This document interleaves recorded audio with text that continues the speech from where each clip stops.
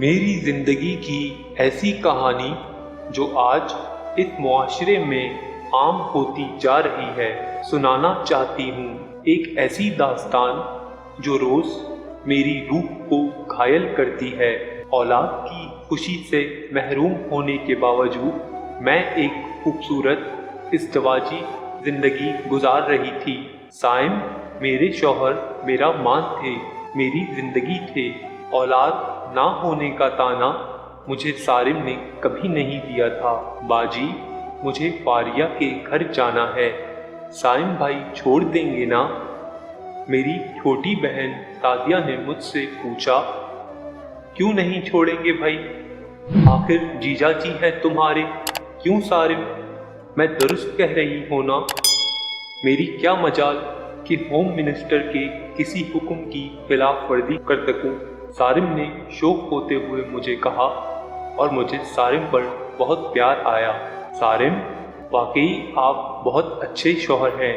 ملکہ عالیہ کے ان تعریفی کلمات نے غلام کے خون کو سوا سیر بڑھا دیا۔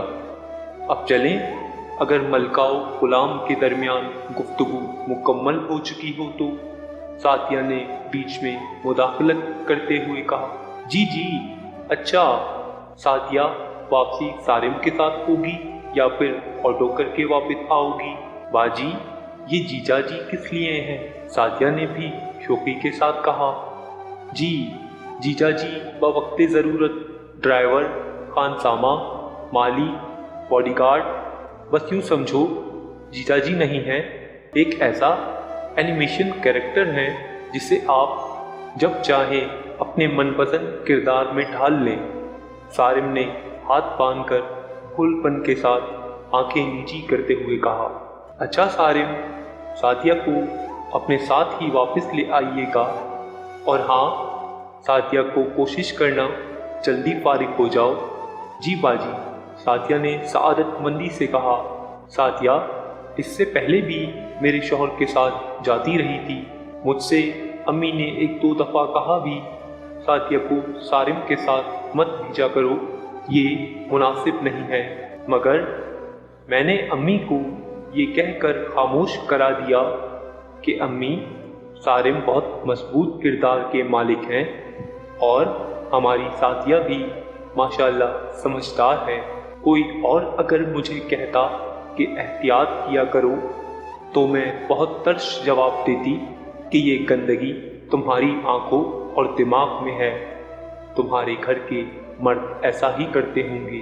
سارم سعدیہ کو ویسے ہی چاہتے ہیں جیسے کوئی بھائی اپنی سگی بہن کو چاہتا ہو، بلکہ شاید اتنا اعتماد سگے بھائی پر بھی نہیں کیا جا سکتا جتنا میں سارم پر کرتی ہوں، اور اگلی بندی اپنا منہ لے کر رہ جاتی۔ دن یوں ہی گزرتے رہے۔ سارم اور سعدیہ کے شوق جملوں کو سن کر میں بھی بہت محظوظ ہوتی تھی، اور کبھی کبھی تو ان کے درمیان ریفری کا کردار بھی ادا کرتی۔ پھر جو کچھ ہوا اس کا نہ میں نے کبھی سوچا تھا، نہ کبھی میرے وہم و گمان میں تھا۔ اس دن لائٹ نہیں تھی، سارم اپنا موبائل گھر میں چھوڑ کر باہر گئے ہوئے تھے۔ میں نے وقت پاس کرنے کے لیے وہ موبائل اٹھا لیا، ویڈیو گیلری کے بعد گانے سننے کے لیے آڈیو لگائی تو ایک عجیب آڈیو تھی۔ یہ آواز تو سعدیہ کی تھی، سعدیہ کے الفاظ تھے یا بم میں بتا نہیں سکتی۔ وہ سارم سے کہہ رہی تھی، سارم اب میں آپ کے سوا کسی سے شادی نہیں کر سکتی، مجھے آپ سے محبت ہو چکی ہے۔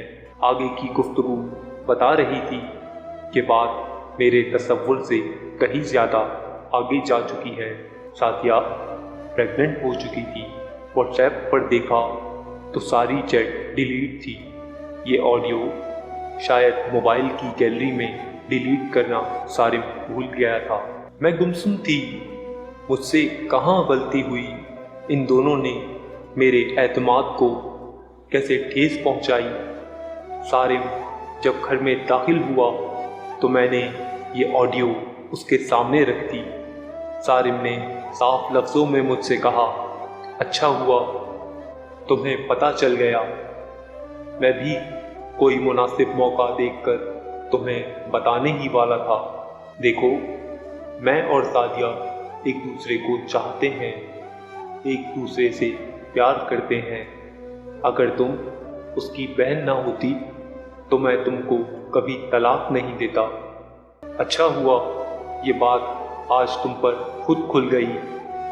सारिम, क्या तुम मुझको तलाक दे दोगे? मैंने फटी फटी आंखों के साथ सारिम से पूछा।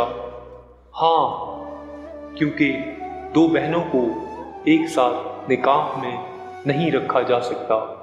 मैं फूट फूट कर रो पड़ी। बैग उठाया, अम्मी के घर गई।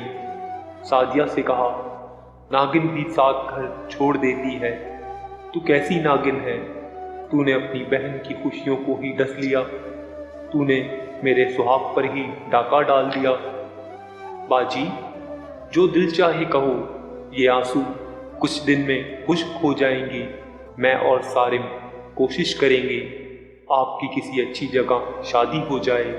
बकवास बंद करो तुम और सारिम दोनों ही गंदे हो। नाम मत लेना आइंदा अपनी गलीज़ ज़बान से मेरा। मैंने सादिया के बाल पकड़कर झटका दिया। सादिया ने भी मेरा लिहाज नहीं किया और मुझे धक्का देकर कमरे से निकल गई। सब कुछ तो मेरा लुट चुका था। अब मुझे तन्हा इसी आग में जलना था। तलाक के कागजात मुझ तक पहुंच चुके थे। सादिया और सारिम ने बाकायदा कोर्ट मैरिज कर ली।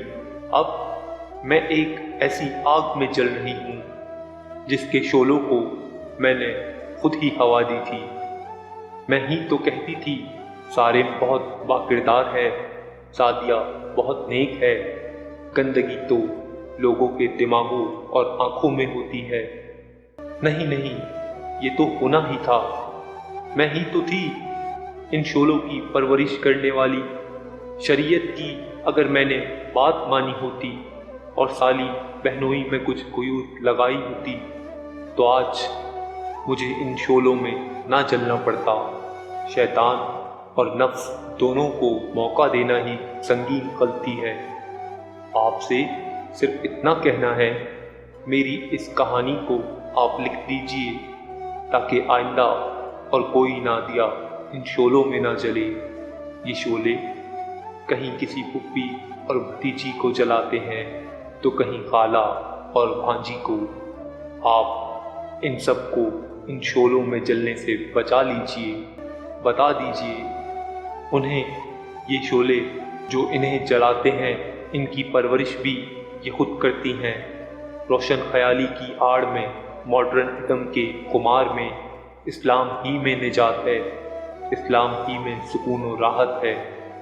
आइए नादिया की इस सच्ची कहानी को दूसरों तक पहुंचाएं। क्या पता कोई और नादिया इन शोलों में जलने से बच जाए। मज़ीद ऐसी वीडियोस के लिए हमारे चैनल को लाइक एंड सब्सक्राइब करना मत भूलिएगा।